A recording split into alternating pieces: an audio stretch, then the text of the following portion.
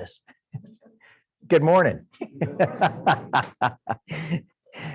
We always talk about, entering and leaving lessons because we're recording them. You want to make it look seamless as you can on online. Is anybody using the lessons online? We're getting some views, not a huge amount, but if you miss a lesson, they're all on YouTube. It's a great way to catch up. You get to hear everybody's comments and everything. So I hope you join us for that. So last week we finished up Gideon. Gideon was a great warrior, just as the Lord had called him, but he didn't finish well. How did he finish? Didn't want to be king, but he kind of set himself up to be like a king, didn't he? He took a bunch of gold from her. I just need one earring from everybody. And made an idol out of it. Yeah, he didn't finish strong. 1 minute he's turning down the kingship offered him, the next minute he's living like a king. And it gives you a deeper understanding when the Apostle Paul says, I fought the good fight. I finished the race. I've kept the faith. Gideon didn't do that. And you're going to see more of that today. So I want to go back to, let's go in chapter 10. Alvin, if you would read verses 1 to 5 there.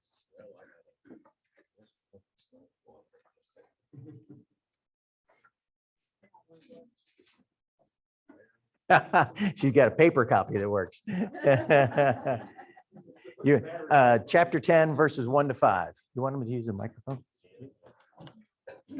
After Abimelech, there arose to save Israel Tola the son of Pua, the son of Dodo, a man of Issachar, and he lived in Shamir in the hill country of Ephraim, and he judged Israel 23 years.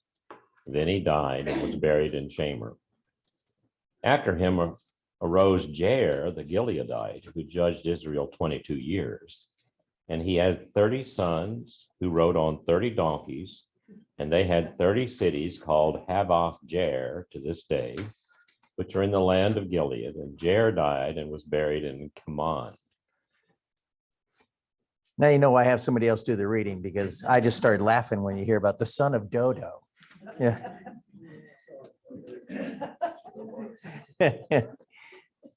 So these are the judges that followed Gideon.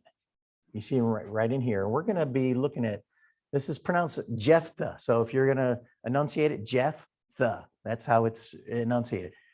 I never would have read it like that, but okie doke. So these are the judges that followed after Gideon, and now we're up to Jephthah. Even I, after all a week studying it, I still say it wrong. And I want to step back to chapter 10 for a second and look at a couple of verses. We covered it previously when we did the talk about the difference between regret and repentance. We covered a big section of that in chapter 10 previously, but I want to go back and look at a couple of verses. Alvin, could you read verses 6 and 7? The people of Israel again did what was evil in the sight of the Lord, and served the Baals and the Ashtaroth, the gods of Syria, the gods of Sidon, the gods of Moab, the gods of the Ammonites, the gods of the Philistines, and they forsook the Lord and did not serve him. Do you read through 7? Okay. So the anger of the Lord was kindled against Israel, and he sold them into the hands of the Philistines and into the hands of the Ammonites. So the familiar and depressing cycle begins once more. Again, Israel worship idols. And it's not just a idol. Did you understand all the idols they're following here? There's a lot of them. Where do you think the Lord of Israel is falling on their list of things to worship? Probably, and I want you to pay attention to that, probably pretty far down the list. It's a lot of gods. The Baals, the Ashtaroth, the gods of Aram, the gods of Sidon, the gods of Moab, the gods of Ammon, on and on and on. The Baals and Ashtaroth were the gods of the native Canaanites. So I wanted to show you this. This is a slide that shows where each of the judges, the area they were from. So first, and it talks about the gods of Ammon and Sidon, they're Sidon up there. Oh, this is getting blocked here, but Ammon's over here, or no, here. And then Moab to the east is right here. The Philistines are over here. I mean, they're surrounded by these false gods. Everywhere you look, false gods. And then we've studied him before. Othniel helped Israel against the king of Aram. Ehud against the Moabites and the Ammonites. In chapter 3, we taught that. Shamgar against the Philistines. Deborah against the Canaanites. In other words, every time Israel worshiped the idols of a nation, that nation ended up oppressing them. This time, Israel has added the gods of the Ammonites and the Philistines, and in consequence, they're given over and they're being oppressed by the Ammonites and the Philistines again. Chapter 10, verse 7. Idolatry leads where? To enslavement. And it's interesting to notice that not only does idolatry lead to slavery, but slavery to idolatry. You would think that once a nation was oppressed and enslaving Israel, you would think Israel would want nothing to do with them or their gods. But no. Again and again and again, they do it. The Ammonites oppressed Israel in chapter 3, and here in Israel serving their gods, leading to the enslavement to the Ammonites again. History is repeating itself. That cycle is very real in more ways than just the slide that we showed in lessons past. They continue to worship the same idols that let them down and brought them into trouble. Why do they do that?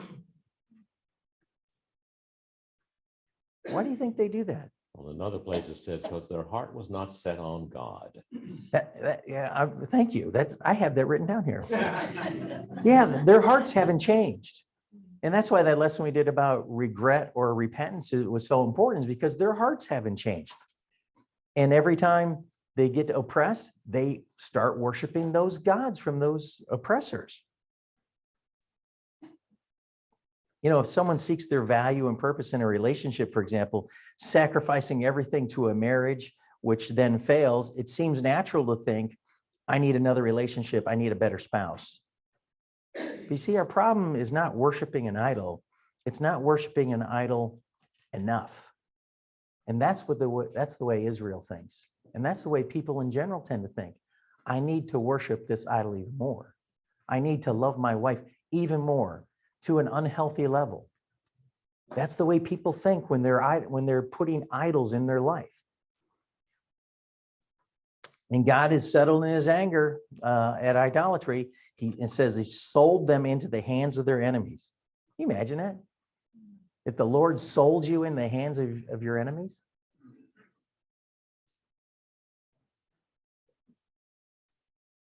Here's some, Alvin, you can read right off of here if you want. The anger of the Lord burned against Israel, and he gave them into the hands of the plunderers who plundered them, and he sold them into the hands of their enemies around them, so that they could no longer stand before their enemies. And then this is all in Judges. That was chapter 2. This is chapter 3, Alvin. Then the anger of the Lord was kindled against Israel, so that he sold them into the hands of the Cushan Rishathaim, king of Mesopotamia, and the sons of Israel served Cushan Rishathaim 8 years. And then lastly in chapter 4. The Lord sold them into the hand of Jabin, king of Canaan, who reigned in Hazor, and the commander of the army was Sisera, who lived in Harosheth Hagoyim. Very nice. That was well run. That's why I don't read these things. I'll let someone else mess with it. As far as I know. Do you want to dispute any of those enunciations?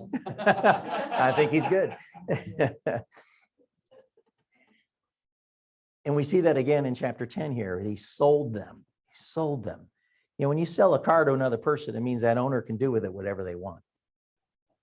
When we look at how God sold Israel before, the Israelites before, we know that this doesn't mean that he's abandoned them or nullified his promises to them. But he's going to let them dwell in their sin for a while. it says, it does mean, however, that he stopped protecting them in some way. He let things happen to them. Did God make those things happen? He let them happen. You know, there's a parallel passage, and I thought about this week when I was looking at it. In Romans 1. Paul talks about idolatry. I'll go ahead and read this. I have it here. Professing to be wise, they became fools and exchanged the glory of the incorruptible God for an image in the form of corruptible man and of birds and four-footed animals and crawling creatures. What's another word for those? Idols. Therefore, God gave them over in the lusts of their hearts. Could be sold, but he gave them over to the lusts of their hearts, to impurity, so that their bodies would be dishonored among them. For they exchanged the truth of God for a lie and worshiped and served the created things rather than the Creator, who is blessed forever. Amen. Their lusts. He speaks of they exchanged the glory of God for images made to look like mortal man and birds. What's the result of that? Do you see any of that going on? It says he gave them over to their lusts. In Greek, the word lust is epithumia. It's a word that means overwhelming drive and enslaving and uncontrollable desire. That's what lust means. And to give up means that God allows those things. God gave them over. He allows those things to rule their life. You know, once God gave them over to worshiping idols, they worshiped and served created things. You know, it's like God says, if you want to worship money, if you want to live for money instead of for me, then money's going to rule your life. It will control your heart and your emotions. If you want to live for popularity instead of me, then popular acclaim will rule and control you. If you want another God besides me, go ahead. Let's see how merciful that God is to you. How effective it is to be saving and guiding and enlightening. God's allowing them to do these things. Let's see how that God takes care of you. Let's see what the promises are of that God. Bart, you know, Kyle's message this morning, he talked about how we look for natural solutions to everything. We are a materialist society that believes the creation is all there is. And so we look to created things to solve our problems. Yeah. And his point was so powerful when he said, it hadn't worked out very well. No, absolutely. That's exactly right. And, you know, God's response is kind of harsh. He saved them time and time again, back to chapter 10. And even though they'd forsake him and serve other gods, it's a crushing. He tells the people, I will no longer save you in verse 13. He will not answer them. They should cry out to the gods they've been worshiping. Think about that. What if God came today and said that to you on the things that you're worshiping instead of him? Now, we may not bow down between stones and idols and fashion idols from jewelry or anything else. We may not do those things, but there are idols. I saw one preacher one time, he says, we are idol factories. We can make an idol out of anything. And that's true. So then in chapter 10, God says, go cry out to the gods you've chosen. What's he telling them there? I've had enough. You've chose these gods. You go call out to them. And we've already seen a couple examples where Baal has been called to, hey, you know, if you want to kill my son, Joash is saying, how about you just leave it up to your God Baal? He can fend for himself, right? And that's what God is saying here as well. And Israel always comes back. Well, all right, you got us over a barrel. We're sorry. Do with us what you please. And then God gets them out. It's interesting in chapter 10, after he tells them that it does say that God's hard. He didn't want to leave him like that. He wanted to discipline him, but he really didn't want to leave him like that. And then later in verses 17 and 18, are you still in there? Yeah. 17 and 18. Then the sons of Ammon were summoned, and they camped in Gilead. And the sons of Israel gathered together and camped at Mizpah. The people, the leaders of Gilead, said to one another, "Who is the man who will begin to fight against the sons of Ammon? He shall become head over all the inhabitants of Gilead."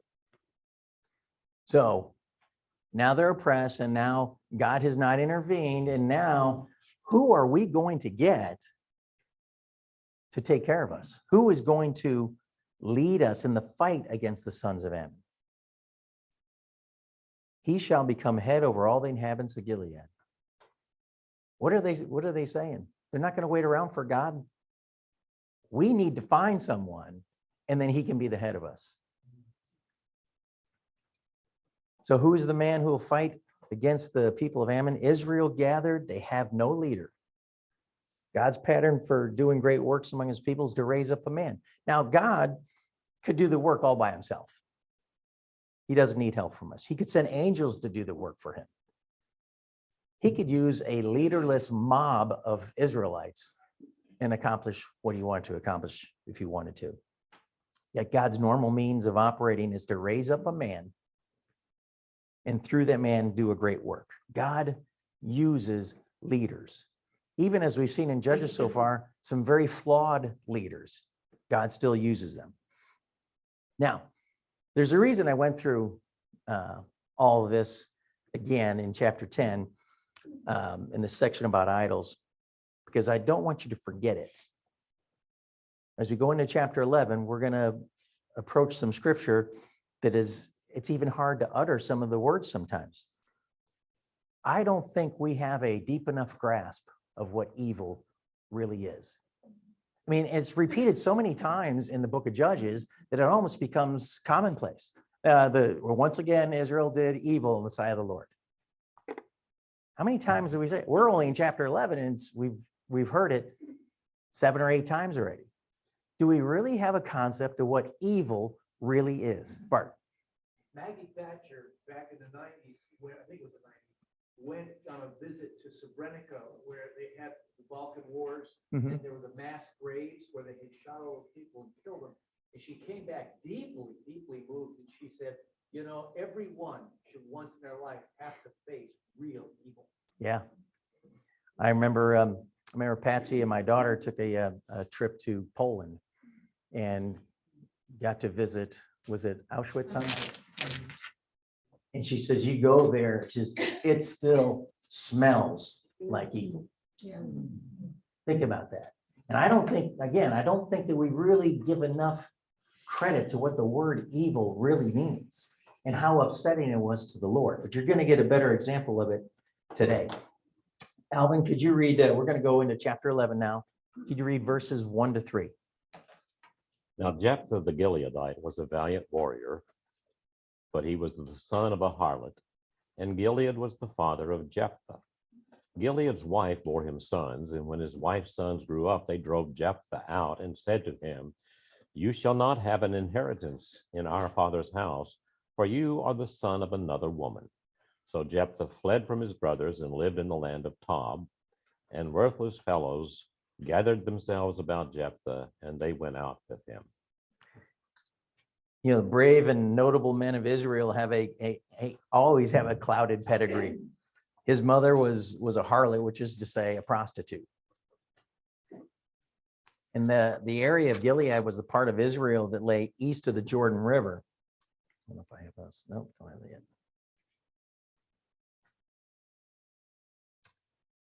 And comprising the territory of Reuben, Gad, half the tribe of Manasseh, and coincidentally, Jephthah's father is also named Gilead. So don't confuse his father with the area we're talking about.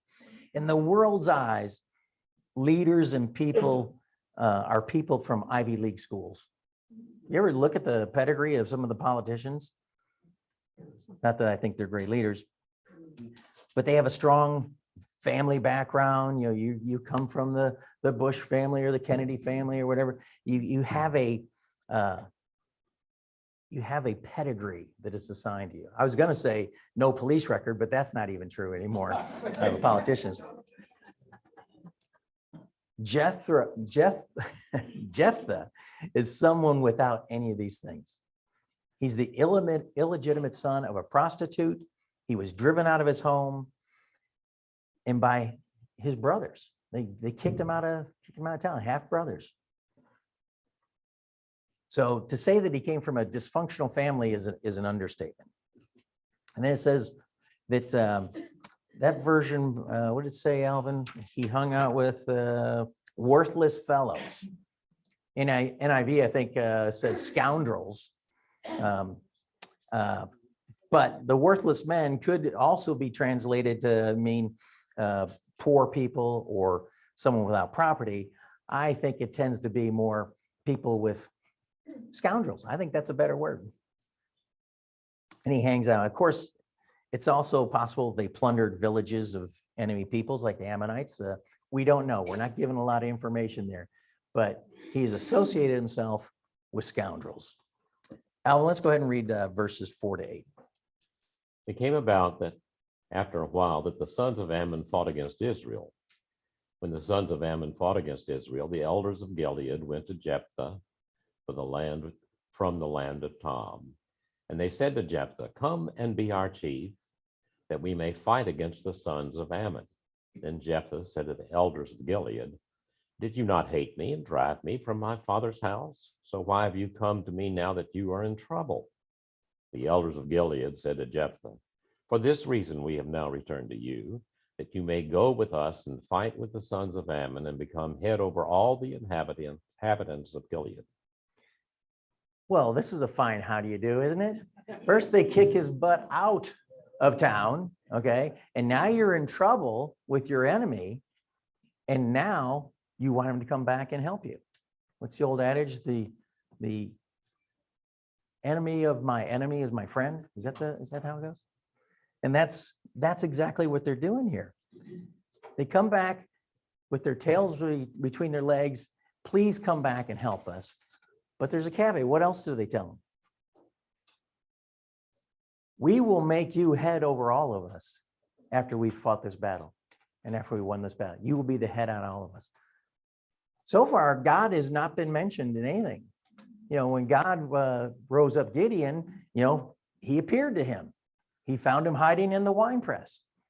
But here the people are already making this decision. Here's what we're going to do. We're going to get this great warrior, and you're going to come help us kick their tails out of our land, and then we're going to make you the head over all of us.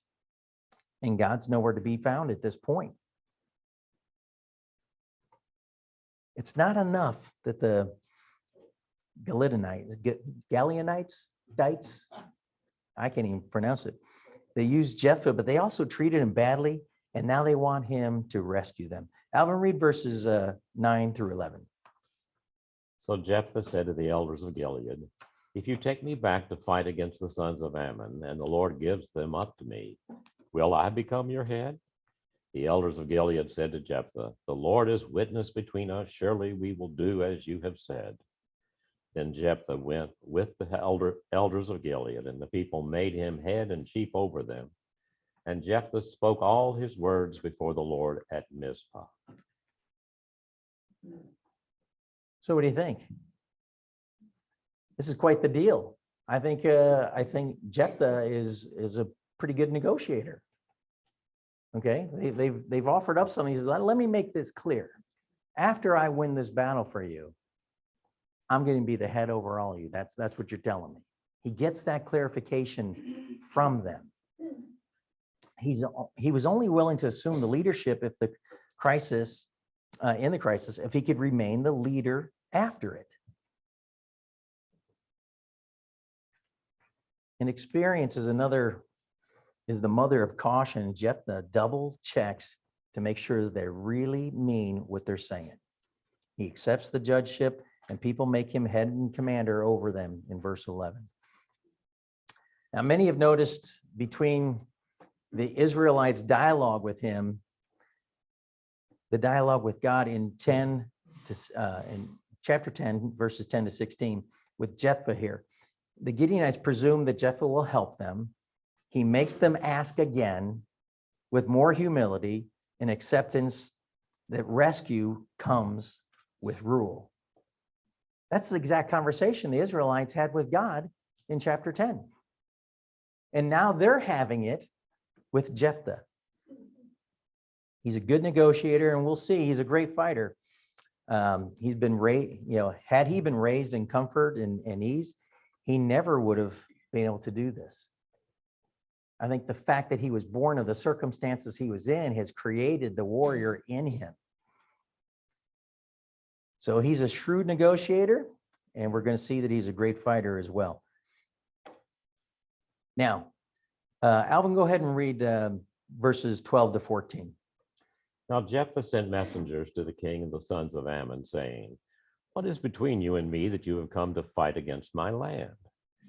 The king of the sons of Ammon said to the messengers of Jephthah, "Because Israel took away my land when they came up from Egypt, from the Arnon as far as the Jabbok and the Jordan, therefore return them peaceably now." But Jephthah sent messengers again to the king of the sons of Ammon. You want me to do? Yeah, 13? we'll pause right there. So this great warrior, instead of just going in and waging a war, puts pen to paper, figuratively speaking. He sends them a letter. Why are you attacking us in our land? And then he tells them, because Israel took away my land when they came up from Egypt. How long ago was that? It's like 300 years. This guy is going way back, okay?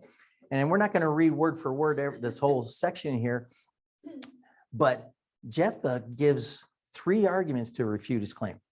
In verses 15 to 22, he sets the record straight. When Israel came to Egypt, the Edenites and Moabites lived in the land south of Arnon. Israel asked both for permission to pass through the land, but were refused. That's in verses 16 and 18. And then they traveled towards the land in question, north of Arnon, south of the Jabbok rivers, where the Amorites under King Sihon lived, and Sihon attacked them. Israel won the battle, and so won the land by right of conquest. So the first thing he's telling them is, hey, it was never your land. We went and fought against the people who lived there in north of Jabbok. It was won by Israel fairly from the Amorites. So it's not your land. I can't believe you're accusing us of this. Here's your little history lesson on how we got to be in the land. And then secondly, he gives them a bit of a theological lesson. Jephthah uses an assumption held in common by all people that time. The Lord, the God of Israel, obviously gave Israel the land of the Amorites by enabling them to defeat Sihon. Surely the Ammonites would do the same if their God, that's in verse 24, gave them the victory. So he's appealing to them once again. This is how things worked back then. He gives them the history lesson. He gives them a little godly lesson. By using their own religious premises, Jephthah argues that the Lord, the God of Israel, gave them the land. It's a pretty sound argument. And then lastly is a legal precedent, verses 25 to 27. Jephthah reminds of the king that the king of Moab at that time did not think it necessary to attack Israel, the land of north, and he did not challenge Israel's right to the land, and neither did the Ammonites' ancestors. So why are you doing it now? Hundreds of years have gone by, and all of a sudden, we stole your land. So it's a pretty reasoned argument and he's trying to avoid war, clearly, right? The Henry Kissinger of the Old Testament. All 3 arguments prove it is the Ammonites who are in the wrong, not God's people. And what does the king do? Nothing. Doesn't respond, doesn't leave, doesn't retreat, nothing. Alvin, let's go ahead and read verses 29 to 23, or 29 to 33, excuse me. Now the Spirit of the Lord came upon Jephthah, so that he passed through Gilead and Manasseh. Then he passed through Mizpah of Gilead, and from Mizpah of Gilead he went on to the sons of Ammon. Jephthah made a vow to the Lord and said, "If you will indeed give the sons of Ammon into my hand, Then it shall be that whatever comes out of the doors of my house will meet me when I return in peace from the sons of Ammon. It shall be the Lord's, and I will offer it up as a burnt offering. 32 as well. 30, go through 33. So Jephthah crossed over to the sons of Ammon to fight against them, and the Lord gave them into his hand. He struck them with a very great slaughter from Aroer to the entrance of Minnith, 20 cities, and as far as Abel Karamim. So the sons of Ammon were subdued before the sons of Israel. So diplomacy is exhausted, war is inevitable, and it says in verse 29, the Spirit of the Lord came upon Jephthah. At this point, the outcome is certain. If God has given you his Spirit and he is guiding you, the outcome, he's going to give the enemy into your hands. But then it says he made a vow. If God grants him the victory, which we already know is going to be his, then Jephthah will sacrifice to God the first thing to leave his house when he returns in triumph. That's kind of scary, isn't it? Now, unless you're living in a barn and you're expecting a goat or a lamb or something to come out of there, but no, it's his house. What were you expecting to come out of the house? Kept animals in the house at the time, and in fact still do in some places like that. They kept some of the livestock in the house. So we may have been thinking that they'd open the door or the animals would run out first. Well, we'll see. Let's keep reading. Alvin, verses 34 to 35. When Jephthah came to his house at Mizpah, behold, his daughter was coming out to meet him with tambourines and with dancing. Now she was his one and only child. Besides her, he had no son or daughter. When he saw her, he tore his clothes and said, Alas, my daughter, you have brought me very low, and you were among those who trouble me, for I have given my word to the Lord, and I cannot take it back. Well, that adds a little twist to things, doesn't it? Yeah, you have laid me low. Yeah, exactly. It's all your fault. The first thing out the door is his daughter, his only child. He's distraught. He half blames her and bemoans, I've made a vow to the Lord that I cannot break. You know, one of the things about this is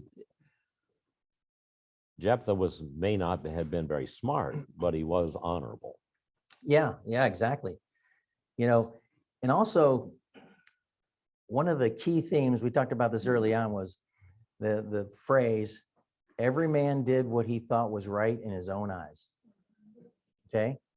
Jephthah is doing what he thinks is right in his own eyes. Read verse 31 again. Then it shall be that whatever comes out of the doors of my house, and by the way, that whatever, that also can be translated to whoever. Okay. So it's either way. I mean, and people are doing translations chose to use the word whatever, but it also means whoever comes out of the door of my house to meet me when I return in peace. He already knows he's going to win the battle. It shall be the Lord's. I will offer it as a burnt offering. Now, there's a lot of competing views. A lot of people don't want to even think for a second that he would sacrifice his own daughter. We're going to talk about that again in a second. Well, you know, that's kind of, you know, she said, I don't know if you heard that, she said bribing God. That's kind of what happened with idolatry, these false gods. They would try to, the ultimate appeasement to your fake God was a sacrifice, a human sacrifice. And these people were deeply involved in human sacrifice. Human sacrifice was not an oddity in that land at that time. That's right. Because they were pagans and they thought they could bribe the gods that were pagans to give them harvests and to give them fruitful lives. Yeah, it's crazy. Alvin, read verses 36 to 38. So she said to him, My father, you have given your word to the Lord. Do to me as you have said, since the Lord has avenged you of your enemies, the sons of Ammon. She said to her father, let this thing be done for me. Let me alone 2 months, that I may go to the mountains and weep because of my virginity, I and my companions. Then Oh. he said, You go up to through 39, I'm sorry. then he said, go. So he sent her away for 2 months, and she left with her companions and wept on the mountains because of her virginity. At the end of 2 months, she returned to her father, who did to her according to the vow which he had made, and she had no relations with a man. Now, Thus it this, became a we'll custom stop of right there, Israel. Alvin. Now, that language is what gives people the idea that, well, maybe he didn't really sacrifice her. Maybe he was committing her to the temple, that she would be a virgin for life. And that's why she's mourning. But doesn't, and I see it, and by the way, there's a lot of great teachers and people, you've probably read their books on stuff, that take that view. They do not want to believe what I think the Bible clearly says. He made this vow for a burnt offering. He lets her go for 2 months, and then it says he did the vow, he completed the vow. I'm not smart enough to spiritualize away that reality. And on top of that, this paganism that was going through all of those, remember the whole list of pagan gods we went through, this is a centerpiece of appeasing gods is human sacrifice. Alvin. I don't know what the problem is, unless they don't believe that Jesus died on the cross as a sacrifice for our sins. God was willing to let his own son be sacrificed.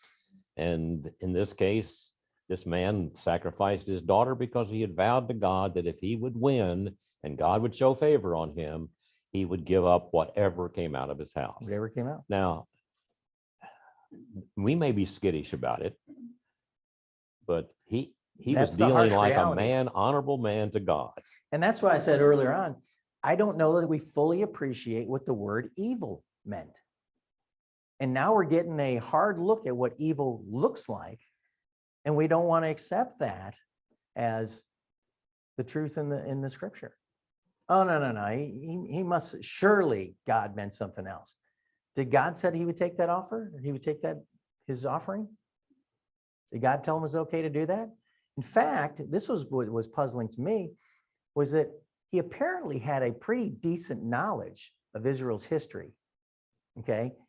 I would think he would have known where the Lord stood on human sacrifice. It was detestable. You think he would know that? I think he would have. But what's the problem? He didn't really know God, absolutely. He's got one foot in the Lord of Israel, and he's got the other foot in all these pagan gods, and he's not quite sure what to do. Bart. Yeah, first, I think that you got to remember human sacrifices, like the Aztecs, often required virgins. Right. So I think that's where the idea of virginity comes in. But it's also a lesson that when you serve false gods, they always result in the sacrifice of human life. We can see it in the abortion movement. We can see it in the culture of death everywhere in our country that we're living through today. He will always require us to give our life, whereas God, the Father, sent his son to give his life. It's the contrast that's amazing. Yeah, it really is. And I'm glad you brought up the abortion thing, because that's exactly right. No one flinches at that. It's the law of the land. Really? That still makes me sick to my stomach when I think about that. Okay, so there's some reasons that I think this is true. First is that, yeah, some homes probably did have animals in them, okay? But with that word, whatever, meaning whoever as well, there's also a noun missing that would have been used if they were talking about animals. Okay, so in the Hebrew, that's not there. So it's pretty clear that he didn't mean or wasn't thinking animal. Second, if an animal was meant, the noun would have been representative of a neutered object. Okay, that's not there. And third, if Jephthah had promised God an animal, then when his daughter came through the doors, he never would have had that much agony. Why is he reacting the way he is? Because he knows what he vowed, and now here comes his daughter. Yes. Who do you think he was expecting to come through the door? Servants or? Could have been a servant, yeah. You know, it's funny, when I was looking up, I was trying to find some artwork, and as Bart will tell you, when you're in the Old Testament, trying to find, you know, pictures and stuff like that, you're at the mercy of cartoons or artists' impressions and stuff. And one that I kept finding showed her coming out the door, and there's other people in the house behind her in the doorway. I don't know if that's biblical or not, but that's the interpretation there. So yeah, I do think maybe a servant or something would have been expected. I still think he expected an animal to come out. I still believe they have young men. I know they have animals in their homes in some of those countries today. And then usually open the door and the animal, you know, like if your dog is trying to keep you in, you know, they run out. Oh, I would sacrifice mine tomorrow. He anticipated an animal. Okay, Obviously, it wasn't an animal, and he followed through with it. he follows through. That's the thing. Why did he react the way he did? Because he knew what the vow was. So it was definitely a sacrifice, a burnt offering of whatever or whoever came out the door. John, it doesn't say I will sacrifice who, it says it, which makes me think it's. Actually, if you go to the original language, it would be interpreted as whatever or whoever. Exactly. Okay, the same word gets used for both. Now, translators like to use whatever. It's an indefinite pronoun. Indefinite pronoun. Sure. I think that it's kind of amazing that, I mean, it just impresses me. It wasn't his idea that she go, as I read it, that she go away for 2 months. It was hers. It was her idea to grieve not having the opportunity to marry. So she knew this was a serious vow he made. Either that or she could have been thinking, well, I'll just stay in the mountains with my friends, but she came back, right? Yeah, she comes back of her own volition, and it says he carried out his vow. Now, where a lot of commentators and authors get bogged down is in her lamenting over her virginity. So their leap is, well, she's lamenting over this. She never once says anything about dying. Okay, so I mean, I could see where you want to do that, but Alvin and I have talked a number of times. Sometimes we just don't like to accept the hard truths that are in Scripture. It's not pretty, especially in today's day and age. But in that pagan culture where evil is being done again and again and again, that is the ultimate sacrifice to God, is a human sacrifice. And I think, and you're all free to choose whatever you want to believe, but I think after doing the study that I've done, that he really did sacrifice his daughter. It doesn't get much more evil than that. The following verse, the last verse, pretty much confirms. Go ahead. You that, want to read it, Alvin? because they wouldn't have made a big deal about it if all of it was from then on she was in a convent. Which is the insinuation that he consecrated her to the temple to be a lifelong virgin. Go ahead, Thus it Alvin. became a custom in Israel that the daughters of Israel went yearly to commemorate the daughter of Jephthah, the Gileadite, for 4 days in the year. So here's a question for you. Why did he keep his vow? Because Now- he was honorable. He was honorable, but he could have, Mark, he feared God. Yeah, he's got some traits, some honorable traits. Bart. He's thinking like a pagan. And the pagans were all about magic. You give the gods something, then they will take care of you. If you betray the gods by not giving your vow, they will turn on you. Remember all the Greek gods, they would turn around and destroy you. Or like, the crazy things like push a rock to the top of the hill and Yeah. follow it back down for the rest of eternity. That's the idea. He was afraid of the gods, and Jehovah was one of them. How does this compare? This is interesting. Go ahead, Marilyn.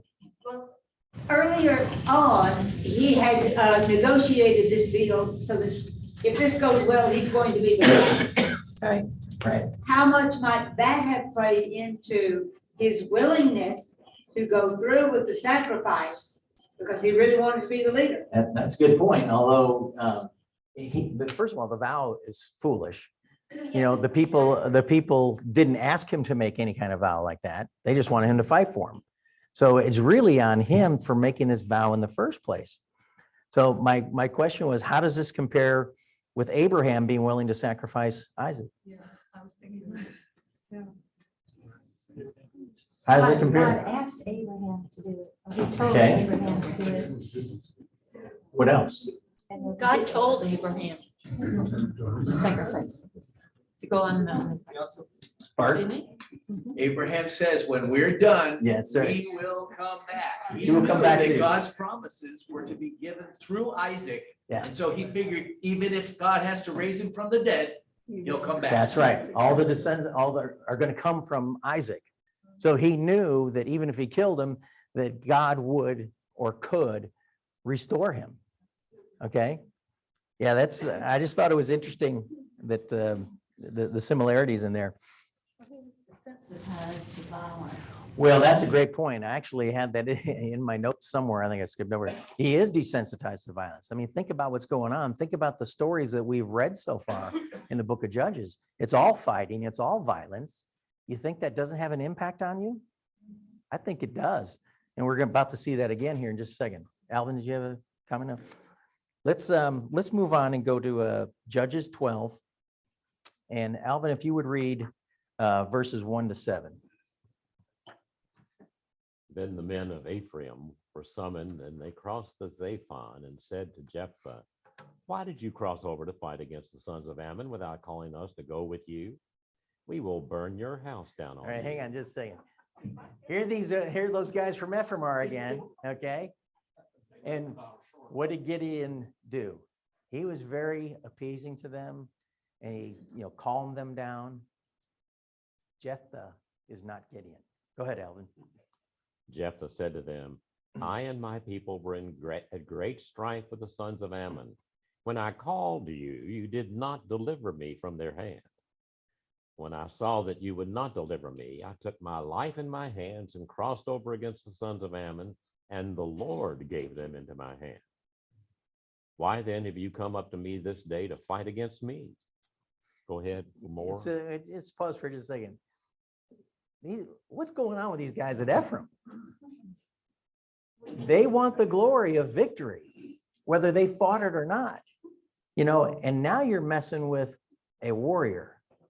And he tells them, he says, "Look I took my life into my own hands to go fight this battle, and God delivered them into my hands. And now you've come up to me this day to fight against me?" Go ahead, Alvin, 4 to 7. Then Jephthah gathered all the men of Gilead and fought Ephraim. And the men of Gilead defeated Ephraim because they said, "You are fugitives of Ephraim, O Gileadites, in the midst of Ephraim and in the midst of Manasseh." All right, hang on a second. Who's he fighting? His own people. Okay, we're about to find out how many of his own people he killed. You got God's people fighting God's people. Go ahead, Alvin. The Gileadites captured the fords of the Jordan opposite Ephraim. And it happened when any of the fugitives of Ephraim said, "Let me cross over," the men of Gilead would say to them, "Are you an Ephraimite?" And if he said no, then they would say to him, "Say Shibboleth." But he said Sibboleth, for he could not pronounce it correctly. Then they seized him and slew him at the fords of the Jordan. Thus there fell at that time 42,000 of Ephraim. 42,000. That's quite the test, isn't it? Are you Ephraimite? No. Say this. It's like being from Boston, and if you can't say it with a Kentucky accent, then you ain't one of us. Say Louisville. Louisville, say Louisville. Thank you. That's excellent.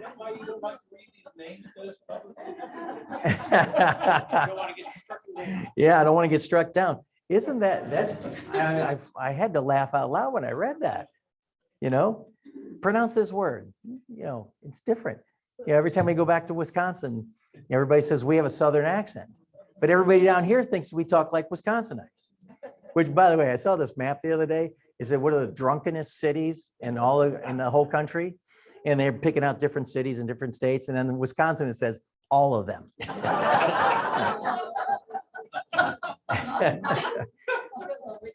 He just had this great victory. He acknowledges that God gave him the victory, and now he gets into a feud with his own people and kills 42,000 of his countrymen. I think he had a great ability to do the human sacrifice because he obviously didn't blink when it came time to fight Ephraim and kill all those people. You think he could have stopped short of that and gotten the same result? I think he probably could have. I think he couldn't stop. And then in verse 7, it says, Jephthah judged Israel for 6 years. Then Jephthah, the Gileadite, died and was buried in one of the cities of Gilead. You know, there seems to be this consistent problem with Ephraim, and Jephthah is not Gideon. He's not going to placate them. Why did Gideon do that? Because they were much stronger than the tribe that he came from. He didn't want to start a war that he was going to win. But Jephthah, he had the troops to get it done. 42,000 members died at the hands, 42,000 people of God died at the hands of people of God. It's pretty amazing. And Ephraim has made the mistake of thinking that maybe this will end the same way Gideon ended their confrontation. I don't think they were expecting anybody to stand up to them. But Jephthah doesn't have a problem doing it. And we're really no different when you think about it. If we spend much time pursuing unity and overlooking insults within our churches, as we do seeking to remain on good terms with the world, think about our relationship with the world. And now think about our relationship with the church. To who are you more loyal? And sadly, I think a lot of Christians are more loyal and more concerned about what the world says than what God says. You see it going on every day. I don't understand some of the elections that go on. How can 50%, near 50% of the people believe and think the way they do? It's crazy. That's because you've got a lot of Christians who either don't vote or they're more in tune with the world and they're not voting with godly concern. Or they're fraudulent elections. We're not much different. Now, I didn't get a chance to hear Kyle's sermon today because I was in here preparing, Oh, it's but I heard it fantastic. was awesome. So I will go home and watch that today. But from what I've heard, I just want to leave us with this point. There is true evil in the world. And I think we sometimes tend to soft pedal what evil is really like. And I think we've done that even in the book of Judges. They did evil in the sight of the Lord, but we don't even really know what that means. Okay. Oh, they worship another God. Okay. Well, another God who might demand a human sacrifice. In the coming weeks, we're going to start into Samson. When you want to talk about some dysfunction, there's Samson is the epitome of that, and he's in there for quite a stay. So we'll do that. All right.